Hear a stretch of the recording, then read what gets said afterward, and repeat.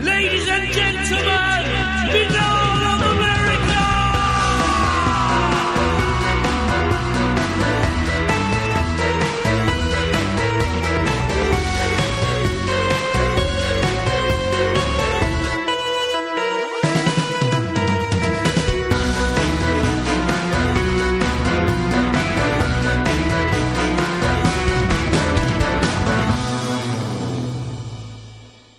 And now, ladies and gentlemen, your host, Tim Binnall. No commercials, no subscriptions, no network, no rules, and at the end of the day, my friends, no comparison. Welcome back to another edition of BOA The Revival.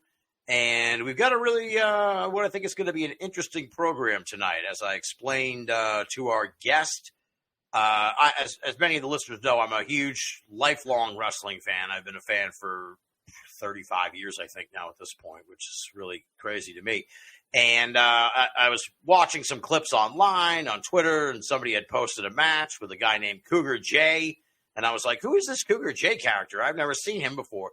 So then I get on the Google and I'm looking it up, and I find out it's this man named Dion Moore who went on. This was like an old wrestling match from the late 80s, who went on to become a ghost tour operator in St. Augustine, Florida, known as the American Spinner, Dion Moore. So I was like, this is crazy. I explained this to Dion when we set up the show. I was like, I'm a huge wrestling fan. Obviously, I host this big paranormal podcast. I'm like, all of my worlds are colliding here. And the more I looked into Dion's story, the more amazed I was just by his just remarkable life. And I said, I got to get him on Binnall of America. I want to talk to him about the ghost tours.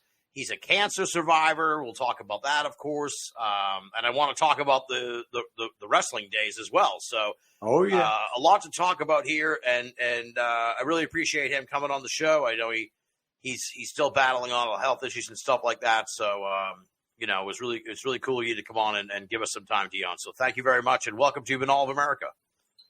Thanks for having me. I'm glad to be here.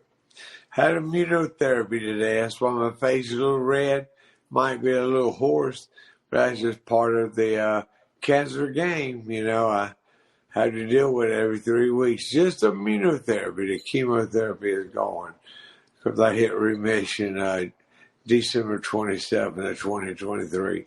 After 3 years of fighting terminal stage 4 cancer, 3 months to live.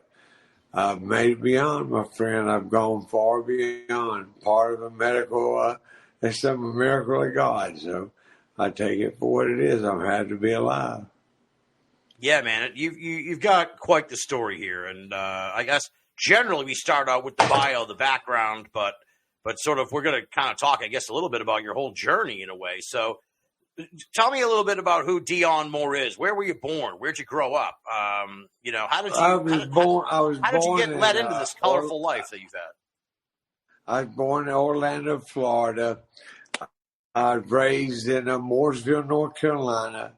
Till I was about 18 years old, and I left Mooresville to pursue a career in magic. I had a thumb tip trick and pencils through the card.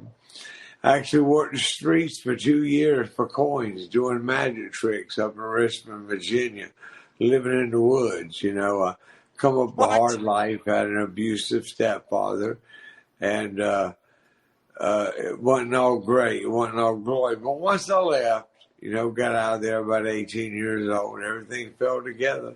It's been a wonderful 46 years I've been blessed with to be in the entertainment business and survive. Yeah, it's really remarkable. As I said, I was looking at your background: magician, dancer, pro wrestler, stunt actor, storyteller, the American Spinner. Just so much, just an amazing life. So you were living in the woods? Life. It's been a great life. I got to travel everywhere. I've been blessed. I'm just not going to ever turn around and say shoulda, coulda, Clint Eastwood'a. I'm going to do everything I want to do and give it all I got and try to get as far as I can with it. And I've been very fortunate over the past 46 years. Yeah, absolutely. It seems that way. So you said you were living in the woods when you were a magician? Oh, yeah. When I was about 17 and a half years old, and I actually lived in the woods. I'd bathe in a creek. I'd actually borrow 2 towels in my hotel, always take them back. And being from the Boy Scouts, I knew how to hide my stuff out, lean-tos. And you never find my stuff in the woods. And that's basically how I started. For about a year and a half, I lived in those woods doing magic tricks down Shaco Slip, Virginia at the time. I was, right there in Richmond. And just going doing they had Mother's Records. You know how you used to go in a DJ booth and hear the record before you buy it. And they had a little speaker hung up outside, so I added a little dancing to my act, and it seemed to help out. And lived in the woods for 2 years, doing magic tricks on the corner. That's how it all started. That's wild. So then how did you end up becoming a professional wrestler then? I was... You're a magician and a dancer, and then you get into the world of professional wrestling. Well, the magic led me to dancing, and dancing led me to traveling around with a male dance group. I did a lot of choreography. And I was in Charlotte, North Carolina in 1986, my wife and I. We went to a wrestling match with the owner of the nightclub we performed in. And then Arn Anderson hit on my wife. I got mad, man. I was trying to get over that rail to get to him. And it took security, to get me off. He was going to take me out. But old Gene Anderson, from the Minnesota Wrecking Crew, Gene and Ole Anderson, walked over and gave me a business card. You think you're tough enough to be a wrestler? I said, if I can get that at Arn Anderson, I'll do anything. So we give me his business card, called security off of me, and we hopped into the limousine, just head on out. And about a week later, I called Gene Anderson. They had tryouts in July of 1986. And there were 60 guys there, big. I was barely 180 pounds, I'm 6 foot tall. And they put us through an incredible tryout. And only 6 of us stood. And I was one of the 6. And then they proceeded for 9 months. They just beat me to death. Arm bar, tackle, hip toss, backdrop, body slam, for 9 months. Yeah. But it got so bad at one point, they had to call my wife to bring a pickup truck up to put me in the bed of the pickup because my legs wouldn't work. Jesus. 6 wrestlers, they beat me so bad that day, they put me in the bed of my truck and had to ride home to Charlotte, North Carolina in the back of a pickup truck. But I kept coming back, and after 9 months, Gene Anderson sat me down and said, "Kids, you don't give up, do you?"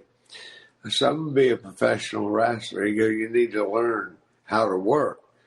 I said, "What the hell have I been doing for the past 9 months? Body slams. Y'all beat the hell out of me." And he goes, "We was teaching you how to protect yourself. Now you need to learn how to work." And that's when they started teaching me the craft of what goes behind it. You don't want to hurt your opponent. You got to take care of them. If you're going to do a power slam, you take all the knees, pain on your knees and your shoulders, protect the guy underneath you. Perfect the craft of wrestling. And about 1987, they turned me loose, and I went to ONWA, WCW, and WWF, then back down to the minors for a while with APW. Had a good 12-year run with it. So that's how I become a wrestler, because Arn Anderson hit on my wife. And I started, a 12-year career. Had a great run. Had a good time. Did you ever tell Arn Anderson the story? Excuse me? Did you ever tell Arn Anderson the story of how this all came about? No, I'm sure you crossed paths with him later. We actually partied together many times. I worked Arn many times and never said a word to him. Just let it ride. All right. Now, I think he would have crushed me if he really wanted to. He was one tough hombre. He sure was. Yeah, that's for sure. Now, I noticed you. So you kind of got used a lot by, and I'm sure like for the paranormal people, we're getting into the paranormal. We're just going to get into all this stuff with Dion. So sit tight.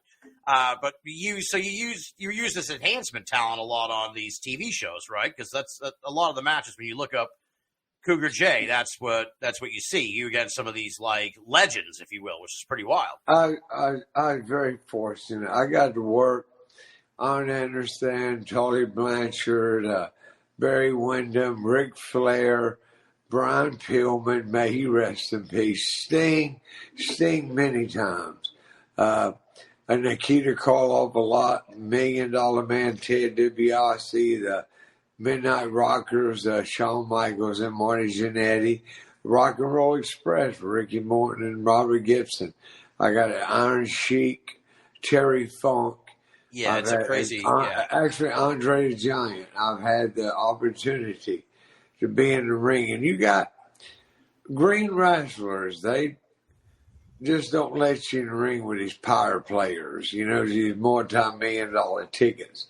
The industry must trust you, and really believe you know how to work. You can't hurt a top guy. You can't do something stupid or hurt a multi-million-dollar ticket. So that showed me they had trust in me, that I'd perfected the craft and I knew how to work and not hurt my opponent in any way, shape, form, or fashion.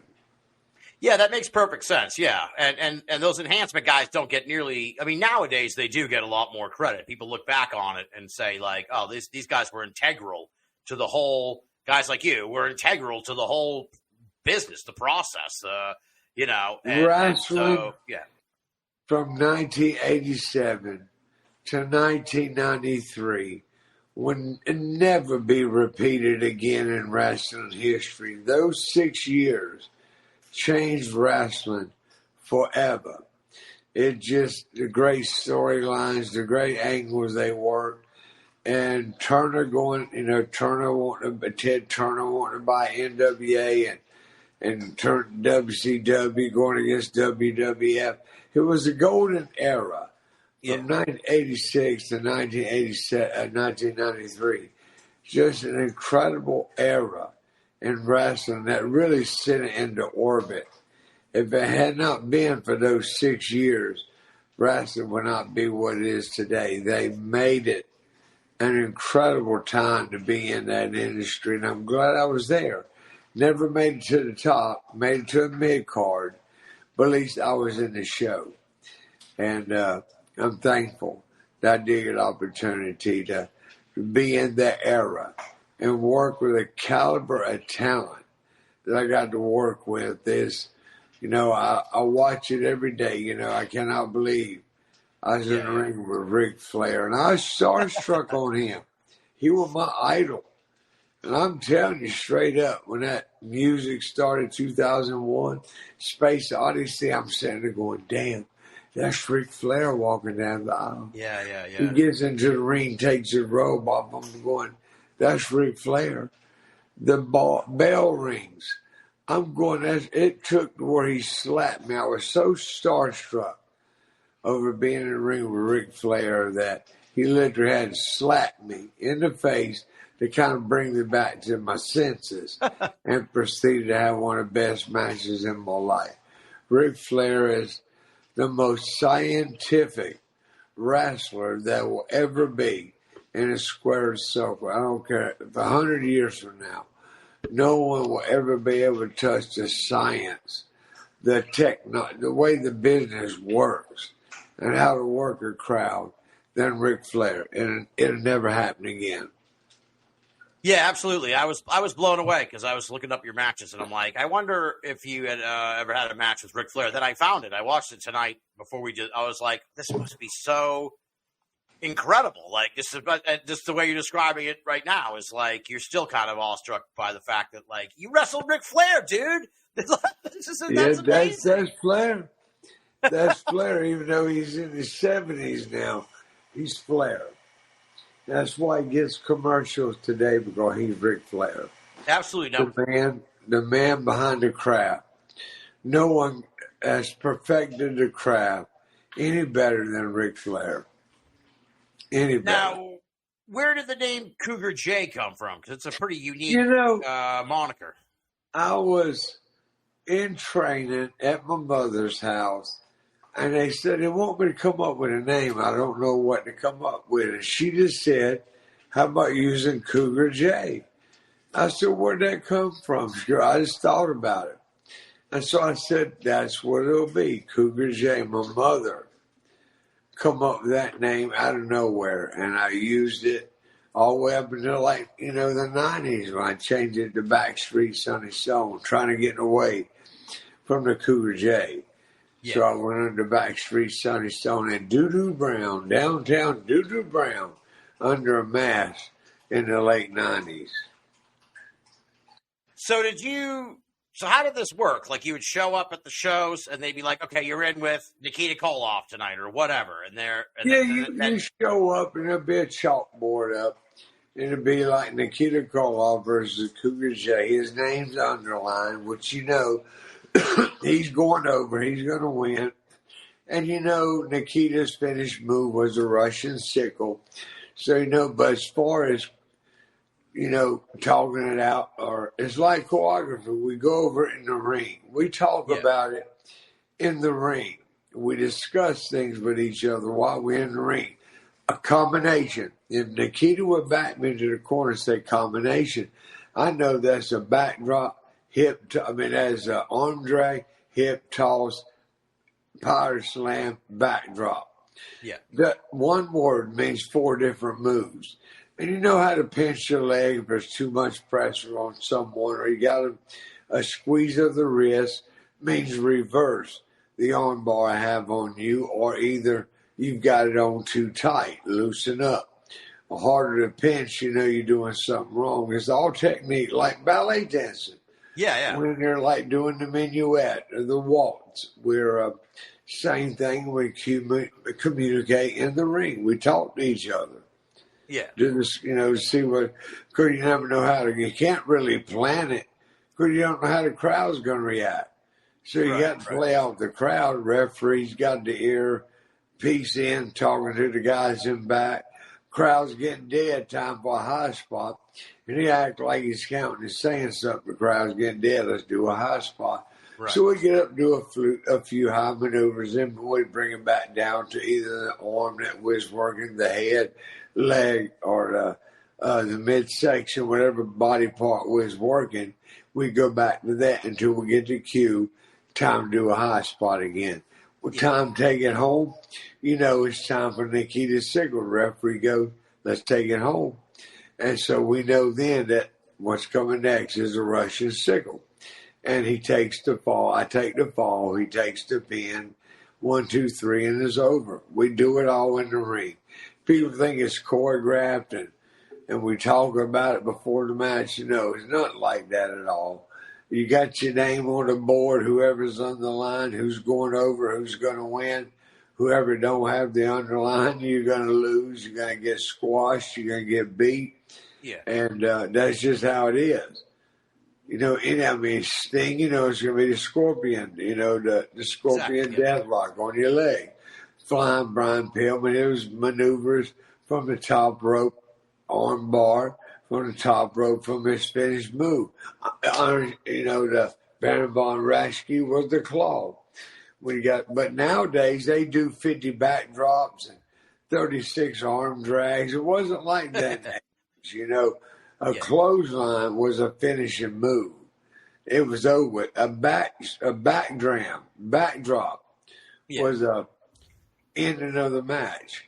And it's not like that anymore. These guys just high flying, more acrobatic. And I just don't even watch it today. I just can't grip it. It just don't register anymore. Well, what amazed me watching some of your matches, though, was you really took a beating from these guys. There was one, I think it's almost kind of famous, when you fought Terry Funk and you charged at him and he whipped you out of the ring, and I was amazed. I'm like, how did Dion even get up from this? You did a backflip and landed on the concrete floor. It was astounding. I mean, you must have really hurt after these matches.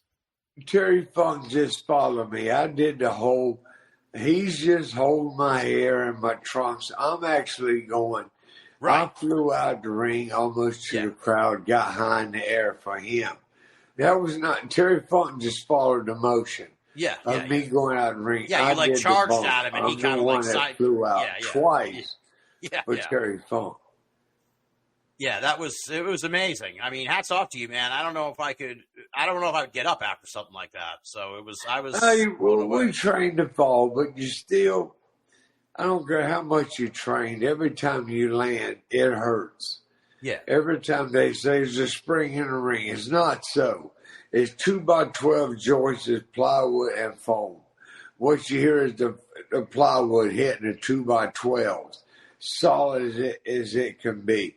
Yeah. So even though we train to fall, know how to fall properly, it still hurts every single time. Yeah. Every single time. Now, was this like your full-time gig as a wrestler during this time period, or were you also doing other stuff? No, from 1987 to about 1993, I was wrestling, making a living. I was making a living doing my craft, and then I did take on a job after that in construction after my time run out.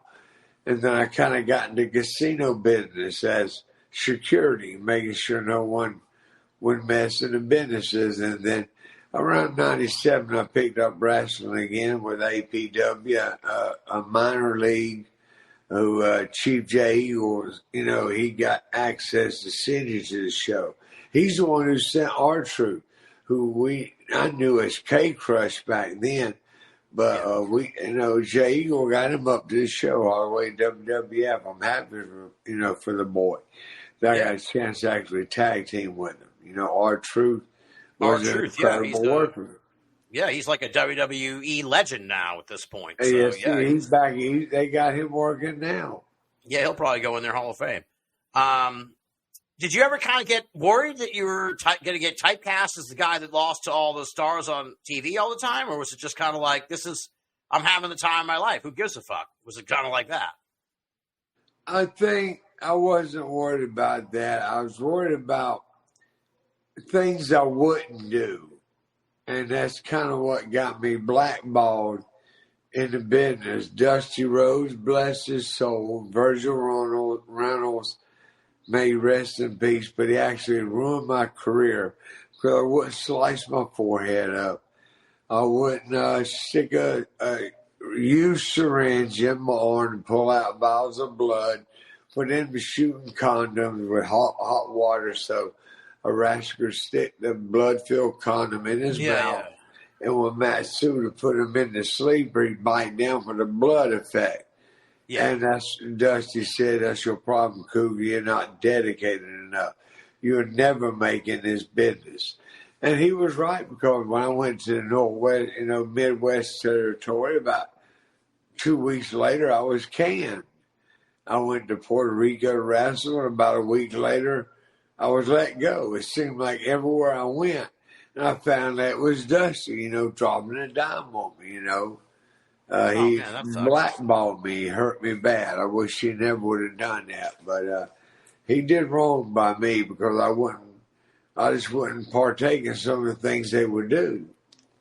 Yeah. Well, that's a bummer. That's a real bummer. So that kind of, I guess it coincides then. You were kind of in the NWA after he had kind of left. So I guess you kind of didn't really like that. That's when you kind of got on TV a little bit. Yeah, I got NWA, WWF, just a small run with WWE, and then a few years with APW, American Pro Wrestling, which is run by Chief J. Eagle. He's still running the Chief Wahoo McDaniel School of Pro Wrestling still to the day. Yeah, very interesting. So tell me about, you said you wrestled on, you were in the ring with Andre the Giant? Yeah, I got a chance to work with him. This was, I guess, around 1988 when they would call us up. Nelson Royals, Gene Anderson, the one who trained us, would actually get us the gigs. They would book us. And he got us booked up WWF my first time up there. And the first TV show I got to work, Shawn Michaels and Marty Jannetty, Tommy Angel and I, Tommy Angel. Mm-hmm. And just had to work. He worked, Andre worked both of us. He beat us both up. But the man's 7'4", 500 pounds, and he's not going to give you anything. He's not going to let you do anything. Yeah. You got to take, as a squash job. So when I worked with the Midnight Rockers or the $1 Million Man, Ted DiBiase, the Fabulous Rougeau brothers, they give me a little something. They would let me do a little move on them. And that just shows that they trust you enough to allow you to do a move on them. If they didn't trust me, they would just squash me out, get out the ring as fast as they could. So I was honored to be able to work with some of the talent that I got to work with. It's something that's just going to going down as legends, like Sting and Ric Flair, still going. Yeah, man, I got to tell you, like I said, when I stumbled upon you, I'm like, I got to talk to the legends, the sheer number of just bona fide, all-time greats that you were in the ring was insane. It's pretty. Yeah, a lot of people thought didn't know where Cougar J went. They just had but now they find me. I get little cards in the mail, my Cougar J card. People want me to autograph it for them. So it's hard to believe 34 years later that the amount of people that remember who old Cougar J was is kind of blowing my mind. I thought it was just a has-been. Maybe I never was, but obviously I was, something for the people. You were part of the fabric. I got a fan mail letter just the other day, and I'm like, my gosh. Old Cougar J must be more popular now. I'm more popular now than I was 34 years ago. Well, nostalgia's a hell of a drug, man. But yeah, you were part of the fabric of people's lives growing up. I mean, anyone who watched the wrestling back then was like, they saw Cougar J on a regular basis. So it's like, I was lucky to be on there. Had a good run, good 12-year run. And it led me to a lot of other good things, Led me to landing a part in the Patriot, doing stunts with Mel Gibson and Heath Ledger, and landed me on CW Network with Angel City Stories in 2015, talking about St. Augustine, the 450th anniversary. So I got to tell my story of being buried alive, which, actually happened. We know people were buried alive. They didn't understand comas, no formaldehyde until the middle of the Civil War. So a lot of people were buried alive, and I get kind of creepy on my ghost stories. But I just stick to the facts and tell them exactly what happened and how the legend come about, where the legend comes from. That's basically, and I got accidentally, it seems like everything I've been in has accidentally happened. I just ran into the right people, being in the right place at the right time. I was in a mall in South Carolina, Rock Hill, and a man walked up. I called, I was a big boy, and told me they was filming a movie in Brattonsville called The Patriot. Mel Gibson, Heath Ledger, would I be interested in coming out? I said, sure. Wasn't got to hurt. So I ended up getting shot off a horse, showing a guy how to take a fall, so you can fall down like a 6-foot drop into the creek. I got my chest blowed out 2 or 3 different times, hung around with Mel and hung around Heath Ledger. So that was it was a great time. Wrestling led me to that. It led me to stories. It led me to telling stories, and I've told ghost stories for over 20 years now here in St. Augustine, so I've become like a legend here now for telling stories for so long. Yeah, now how did you, we'll segue into the ghost stuff. I'll probably circle back for some more wrestling questions. Well, how did you get mixed up with the world of ghost stuff? I was 40 years old in 1999, and I was doing the Waterworld show at Disney, and I just couldn't take those falls anymore. So I moved to Orlando in early 2000 to try to do the Wild Wild West stunt show. And I was playing Brother Claude, and I had to get shot up a 30-foot building, a 360 through a piece of plywood between two sawbucks, cut in half, but 8 times a day was getting to me. I just couldn't do it. I've had a lot of breaks. I was tore up.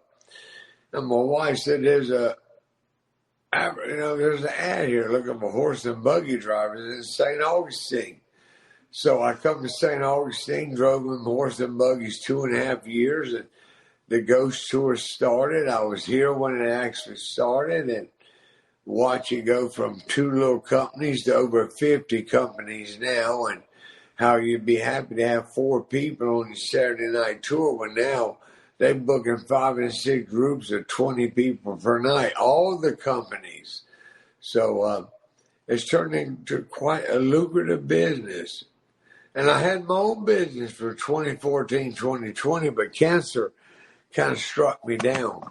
Yeah. And I had to kind of let everything go. And for 3 years, worked myself back up into remission. I had to get I had 7 tumors. Jesus. One side of the softball. It took a lot of work to overcome.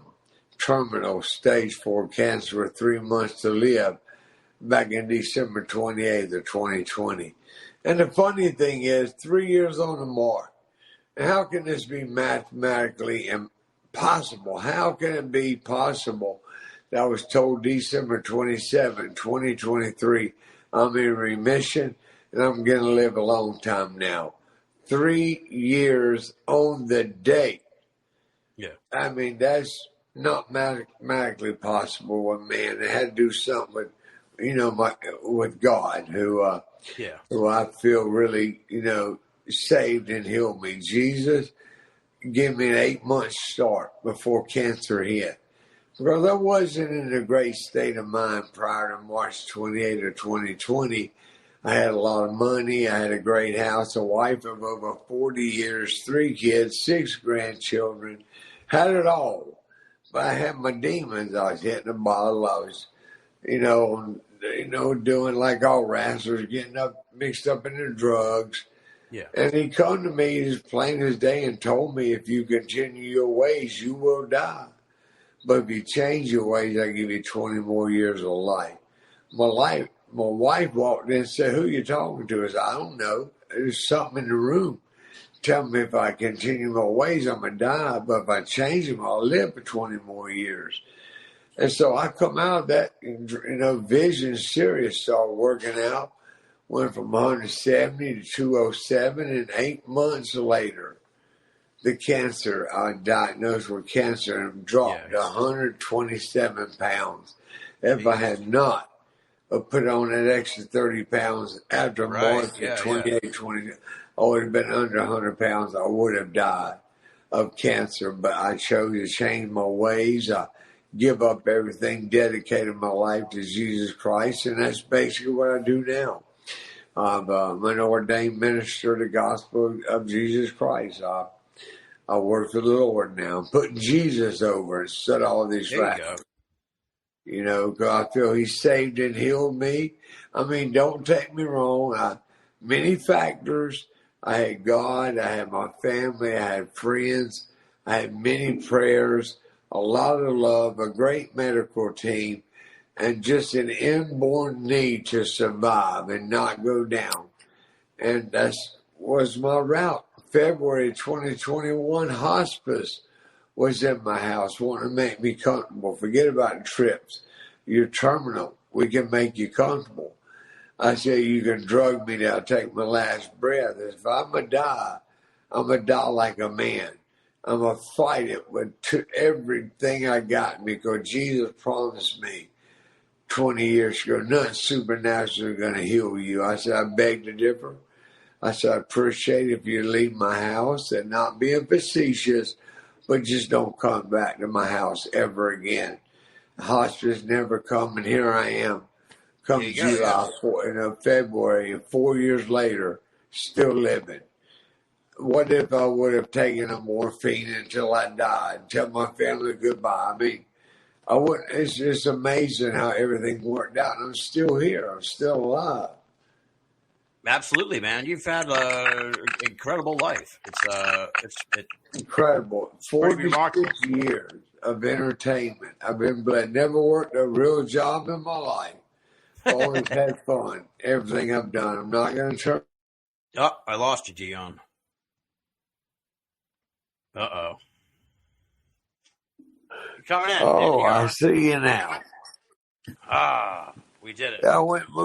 I moved close to the Wi-Fi. All this internet, all these phones today, all these shutdowns in Florida. They don't know what's caused it, but it's kind of ruined a lot of people's phone service, and my phone just shut off.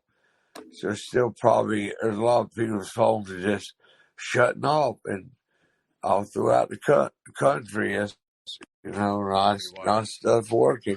Now, all right. So we're going to jump back to you have a remarkable story. Let's jump back in the chronology a little bit to the ghost tours. Did you have an interest in ghosts beforehand, or is this something you sort of learned as you went along? I was driving the horse and buggies, and in 2000, the ghost tour business started in 1998, and I just got hooked up in it. I was intrigued, got a few of their ghost books, read a few stories, and then I went working for everybody. I drove the horse and buggies, trains, trolleys, did the pirate ship, Freedom Schooner, did the old jail tours, Jesus, and did the Ghost in Greystone, the Ghost Experience, Ghost Encounter, and I just in 2014 just started my own. It happened in 2013. Had a little 90-year-old woman on my tour, and she goes, "You can spin a story." I said, "I've never heard it phrased that way before." She's old women. When they're on the porch, they telling stories, they're spinsters. When old men are passing stories, they're spinners. So instead of a storyteller, you call me a spinner. She says, "You're a damn good one. As a matter of fact, you are the American spinner." And that's how it all took off. Made some videos, put them on YouTube, and up until 2020, got on top of the world, voted number 5 in the nation by USA Today with the top 10 ghost tours in America. My little one-man company hit number 5, and it set my business in the orbit. Now, did you you're the American spinner, so lay it on me. Give me one of your best stories. Give me, you got one that's like your signature tale that will blow the minds of the Binnall of America listeners? Well, it's a fact. In 1821, when yellow fever hit Florida, if you were bitten by an infected mosquito, come down with yellow fever, slip into a coma, they didn't know what a coma was. They could not pick up when your vitals slow down drastically to 2 or 3 heartbeats per minute. They could not pick up a pulse, breathing in the mirror, no stethoscopes as you have today. Roll a piece of paper, listen to your chest. They took you for dead and buried you. About 30 years later, after being in the United States territory, cities started to grow. So the size of cemeteries, so they had to dig up coffins, move them over to family plots. They opened some up. That's where they found scratch and claw marks. People were buried alive. So they started burying their relatives with strings tied around their fingers and toes, which led to above ground bells called the Bates and Belfry system. If the person 6 foot under wake up out of that coma, started thrashing, and ring those bells. They'd run out, dig the coffin up, open it up, and let you go your merry way. But if you had to work out there at night, sometimes people were sitting in cemeteries late at night, listening for bells, which become known as a graveyard shift. If you were had the string around your finger and toe, where you become known as the dead ringer. But if you were fortunate enough to have yourself dug up, it was called Saved by the Bell. So Wow. these terms have been around much longer than we actually thought. Because there's a good. It didn't only happen here in St. Augustine. It was a global event. So there's a very good possibility millions of people were buried alive. A terrible way to go out. One of Absolutely. my favorite ones.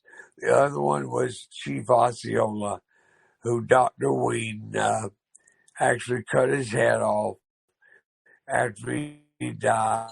They captured Osceola, and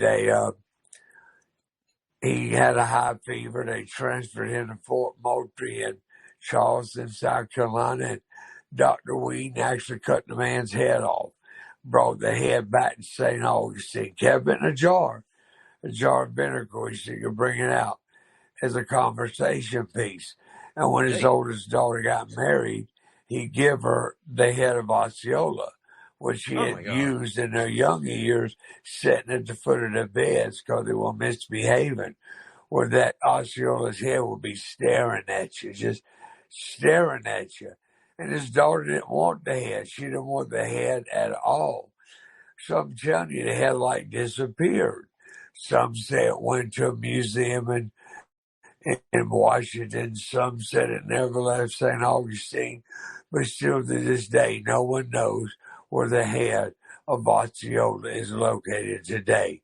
Still a mystery. That happened in 1837. And still, the head has not been recovered. So pretty creepy story. Dr. Ween That's wild. Yeah. was a very bizarre doctor of phonology, studied lumps and bumps, divots on a person's head, trying to determine their personality traits. So did he take the head off in science? But it was a known fact that Osceola had killed Dr. Ween's brother-in-law, Frederick Wiley, in battle. So maybe it could have been an act of revenge. But either or, they don't know where the head is still to this day. Who's got the head's got to be somewhere, but they cannot concrete validate where the head is today. Yeah. It's like in a jar somewhere in someone's attic or an archive or something like that. Osceola, this was a Native American. Yeah, he was a famous Seminole Indian leader. Oh, okay. He was part British, part Seminole. His real name was William Powell, Billy Powell. His Native American name was Osceola. Okay. That's wild, and Kawakachi, better known as Wildcat, was like his first mate. Interesting. So these are like almost more historical stories. What about the paranormal? Did you ever encounter, have you personally ever encountered a ghost? I would like to know if you would. I bet you would have a fantastic story. One thing. I saw a little boy in a tree, February 19, 2001. Driving a horse and buggy. I spotted a little boy in a tree. And I said, you better get out. The cemetery is locked up. But he never said a word. Everybody on the carriage saw it. And it wasn't just 6 months later, there's a tombstone. Tiny little stone next to a big tree. And it's the tombstone of James Morgan, who was 5 years old, 10 days old when he died, November 28, 1877. And he's been known to be spotted in that tree. Children bring toys, set them around the stone. The children claim to see him in the tree. That's the only visual I've had. Now, when I worked in the jail doing the deranged lunatic of Charlie Powell, part of Ghosts and Greystones, you would feel sensations. You would feel like I'd go in singing a song, and you stop it, and for just a split second, you hear it singing with you. And so I'd always go in and sing Hang Down Your Head, Tom Dooley, and I Declare. the smells of human waste because they had to use buckets. They didn't have Yeah. indoor plumbing. Throw it out the windows. And you can have the smells of someone like in your peripheral vision, and you turn and look, and there's nothing there. Oh. And those I've had lots of sensation, one visual, but a lot of sensation of being looked at. Someone's around me. I hear something. I smell something. Something's around me. Yeah, I've had that feeling many times. This is when you were Especially working in the at old in a jail. haunted. Yeah, in a haunted jail, an old haunted jail. Oh, God. Over 200 inmates were killed in the cells. Oh wow! Killed over 200. Killed inside them cell. They had a chain gang, and they'd find instruments like old knives, something they could make a blade out of, and they'd kill each other in that jail. A lot of death, a lot of turmoil, a lot of tragedy around that old jail. Oh yeah, it's a very same thing with the old haunted, the Spanish military hospital. A lot of amputation, a lot of death, a lot of musket balls with bite marks in them where they don't want you drunk because you might pass out. They want you awake, screaming. Oh yeah. Because you scream, that means you're breathing. If you're Yeah. breathing, that means you're alive. So it was the old hospital, the old jail. Yikes. Pretty haunted places. Yeah, You sounds just like feel it. it when you go in. What's that?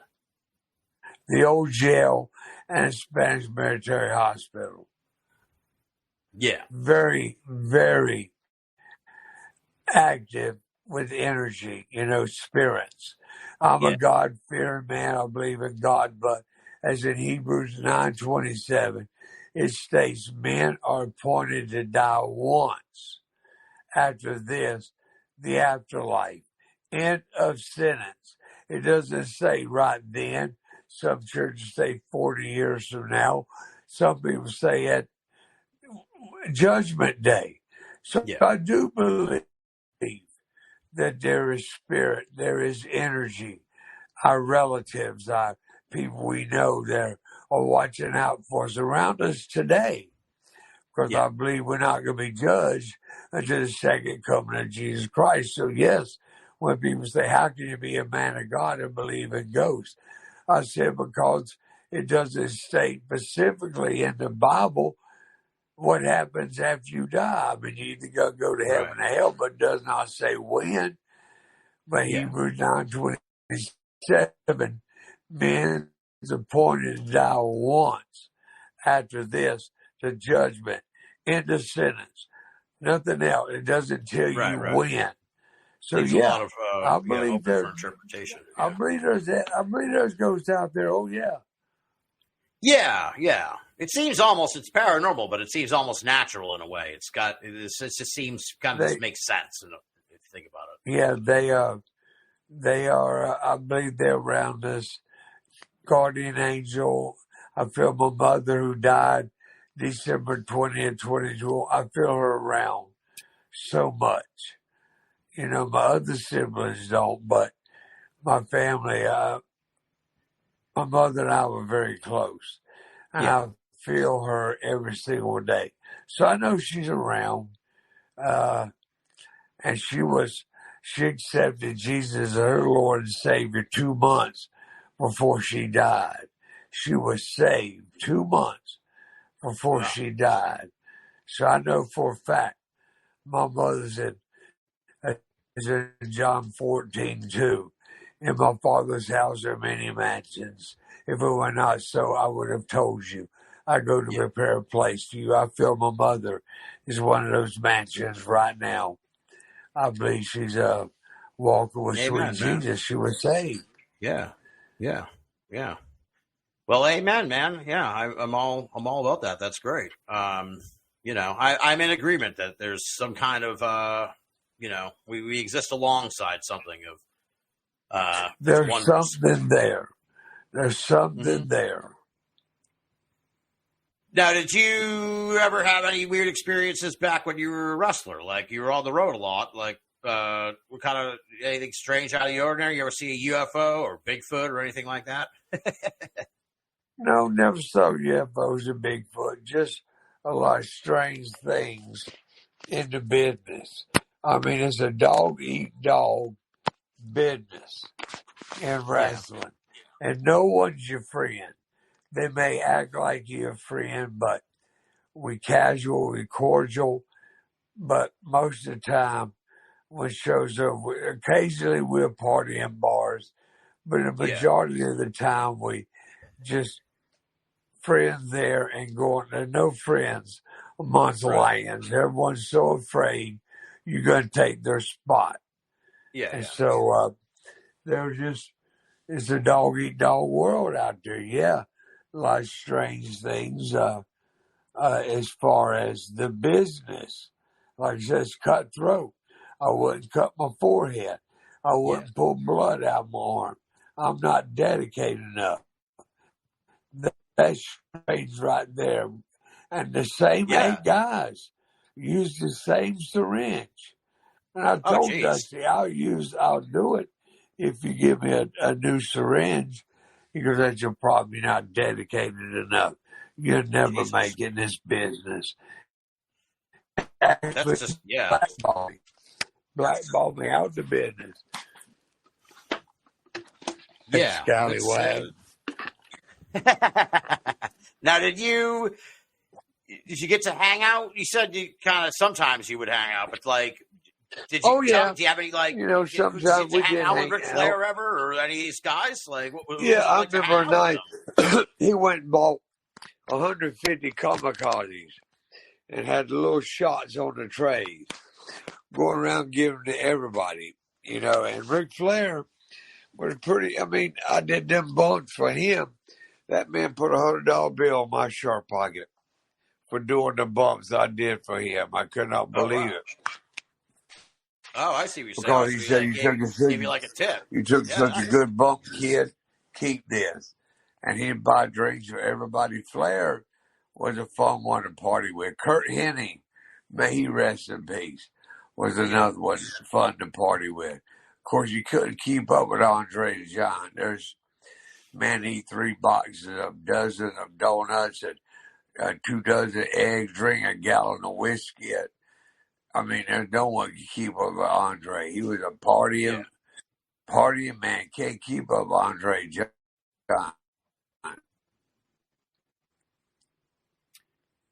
Now, what was I mentioned earlier? I wanted to ask you about this because Terry Funk just passed away over the summer, and the match you had with him, like I said, you took some insane bumps in that match, and I was like, holy shit, this is like wild. So I guess what was Terry Funk like?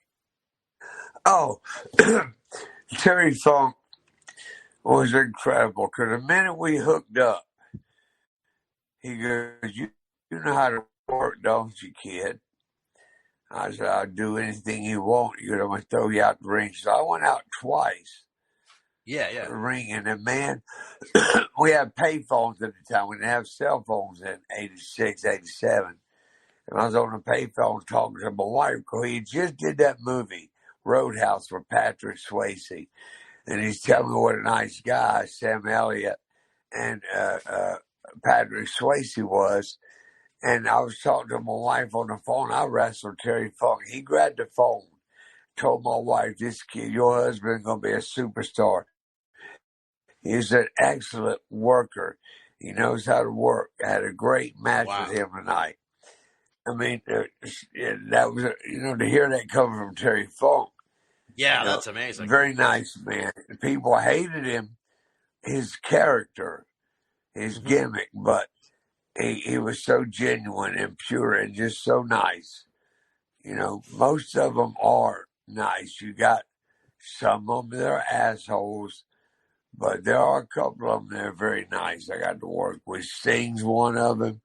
Brian Pillman, One Man Gang. These guys are always super nice. They respected each other. Unlike Sid Vicious. Oh, That he was just a prick. Excuse my French. It's all right. Knocked me out.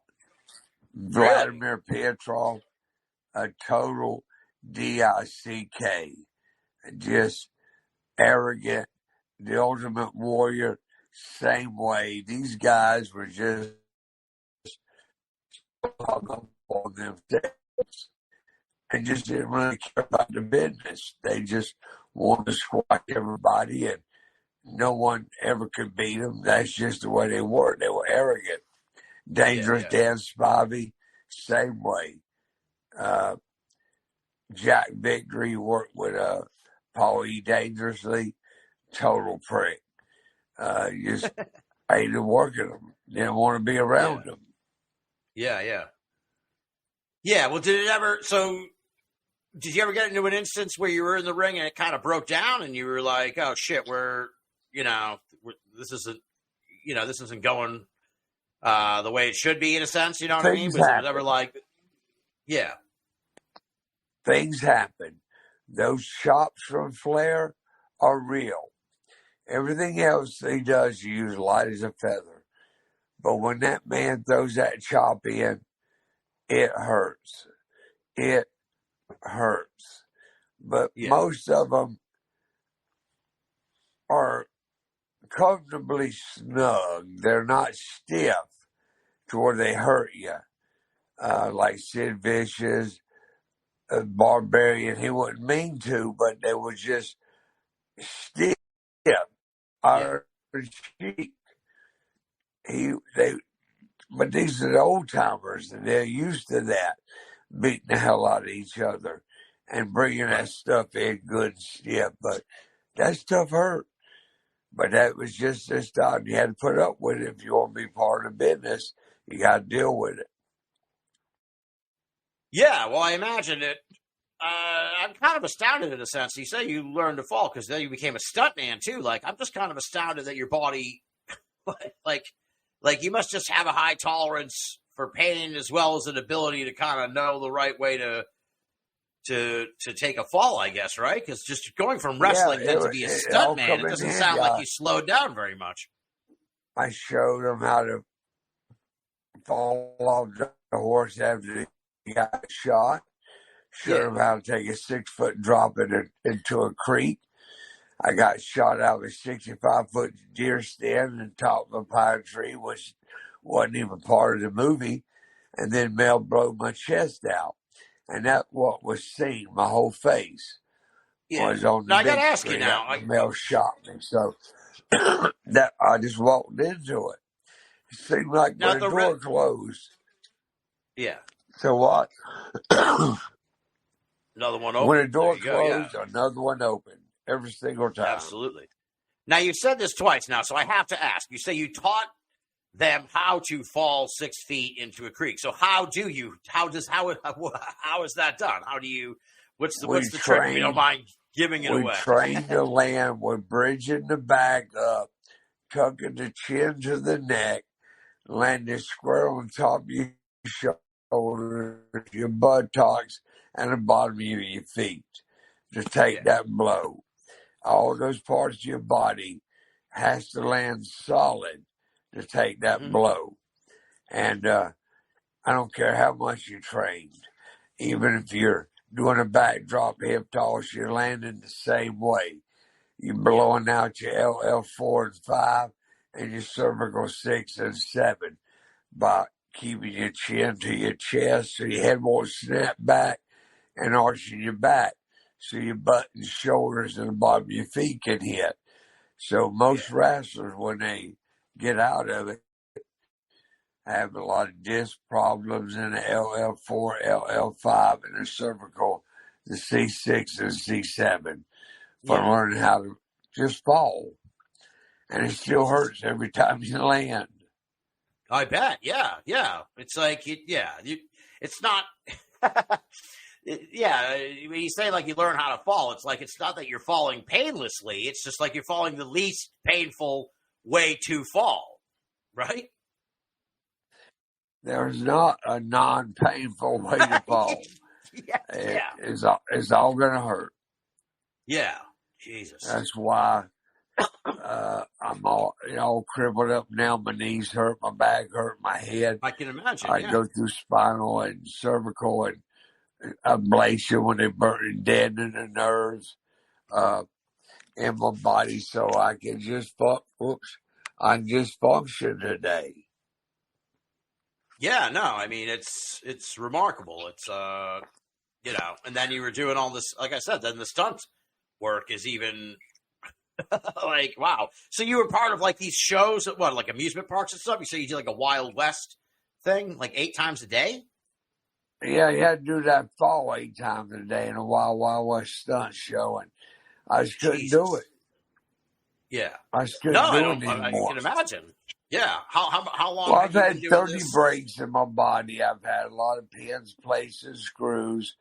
Battled cancer for 3 years, so it's been a rough life, brother. It really has, and I'm feeling it today. My wife tried to tell me back in the '80s, "It's gonna come back on you." Oh no, I'm in shape. You look how Wahoo McDaniel is walking. Look at the shape Sweet Hansen walking in. You don't think you're gonna have that too? No, I'm in great shape. Guess what? She was right. And I was wrong. Yeah. So you're a cancer survivor now. It's in remission. Are you still getting any treatments or anything like that, or because I do immunotherapy. Immunotherapy, yes. Every 3 weeks. Yeah. No more chemotherapy. That's over. 2 years, 10 months of chemotherapy every 3 weeks. Yikes. Well, I mean, God bless you, man. Come back from stage 4 cancer is miraculous, really. Terminal. Yeah, exactly. It's remarkable. I'm kind of blown away by it, to be quite honest. It's God bless you, man. So, are you still doing any of these tours? Is the American Spinner still running around? Well, I St. still Augustine do the these ghost days? tours a couple of nights a week, and I practice my preaching. I'm an ordained minister, and I do like salvation and streets, blessing of the bikers, a lot of stuff on my website, JesusWorldMinistry.com, Pastor Dion videos, and that's basically what I do today. Since I was diagnosed with terminal stage 4 cancer, they put me on disability, and then I do ghost tour to pick up a little extra income because you're not going to survive on disability. And December 27th of 2023, when they told me exactly 3 years to the date that you're in remission and you're going to live a long time now and you can go back to what you used to do. So I'm back doing the tours, back in the gym, and trying to get the weight back up now. Fantastic. So Jesus saved and healed me because I had a 1% chance of living. 1%. Jesus. Wow. Well, like I said, it's downright miraculous, man. Do you ever get mixed up in the? We're not talking about making a comeback or anything here, but do you ever talk to the old wrestlers? Do you ever sort of there's a lot of conventions? Do you ever go to any shows? Tommy Angel a lot. I talk to Nikita Koloff a lot, but as far as getting back in the ring. No, man, I'm almost 64 years old. My wrestling days are over. There you go. That's what I figured. Now, but do you ever go to the shows or anything? Unless a big payday comes along, then I might reconsider. Yeah, if they call you like next week and they need you to main event WrestleMania, you're not going to turn them down, right? Oh, if they offer a good sum, no, I'm not going to turn it down. Hell no. So did you ever consider training wrestlers yourself? I thought about it, and I saw a guy the other day like 7'5", and I was about ready to approach him, but no, I did train Mickey Richards, Billy Bob Wire back in the 90s, and a female wrestler who called herself Strawberry, but they never really made it to. And I worked with R-Truth, Ron Killings. Yeah. And when he was K-Crush. So he's the only one who actually made it to the show out of all of us, to the big time.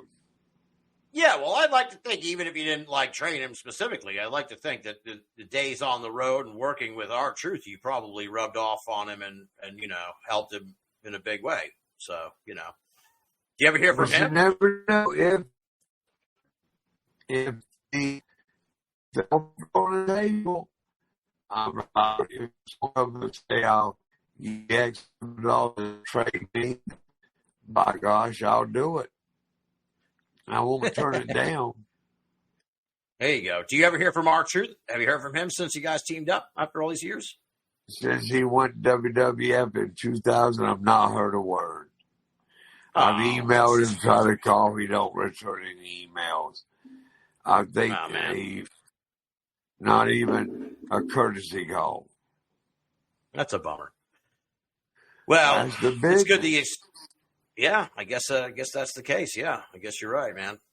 I always wanted to get into the wrestling business, as you can tell from talking to you. So, you don't. I got into the paranormal business, so it's almost the same thing. Don't get into the wrestling business. Don't you dare. Now, if your grandfather or father was a wrestler, you may stand a better chance. But to be an outsider, you don't got a snowball chance in hell. You really don't. Unless you're super big. If you're 7 foot tall, 300 pounds, you might get a shot. Yeah, believe me, my days.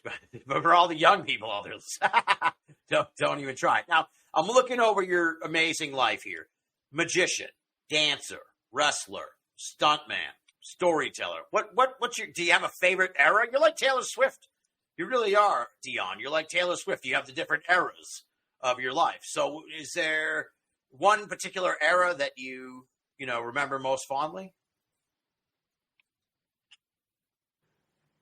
The wrestling was that brought, no matter where you went, people know who you were. Yeah. You go through a shopping store, they recognize you as Cougar J. No matter where the feeling. And I only experienced it on a small scale. Yeah. I couldn't imagine what it'd be like to be like a Ricky Morton or a Ric Flair. They couldn't go anywhere. But the rest, you pull up into a Coliseum, get out the limo and hear people holler your name, Cougar J. That was quite a rush.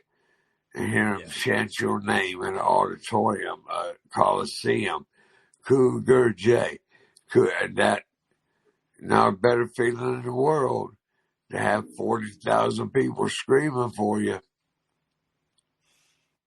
Yeah, it sounds pretty awesome, man. It sounds pretty awesome. Well, that's kind of like the perfect place to end this conversation. I know you've had a long night, and we've had an adventure here taping this.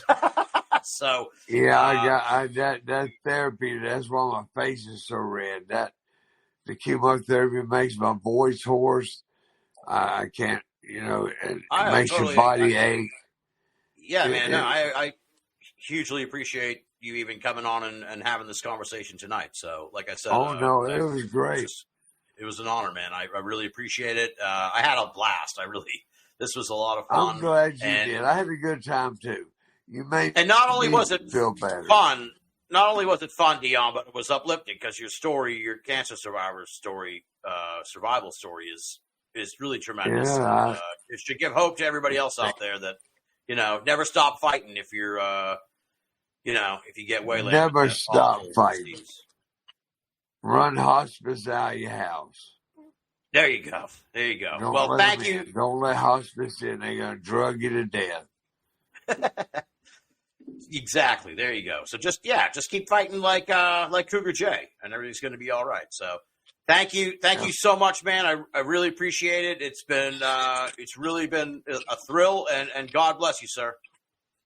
All right, you have a great night. Thank you for bringing old Cougar J back.